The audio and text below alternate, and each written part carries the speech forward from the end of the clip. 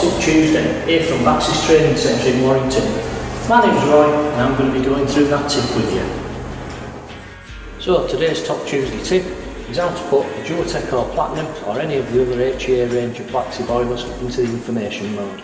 I'm sure most of you guys are used to putting the HVACR range into chimney sweep function. It's as simple as doing that. The only difference is we use the central heating selector switch. As with chimney sweep, it's quarter turn twice to the right, and we know we're into info mode because we get AO comes up on the screen. AO is actually the hot water thermistor temperature, so we can use that to identify how hot the water is. As we scroll around using the hot water selector, we get A1, that's the outdoor sensor temperature if it's fitted.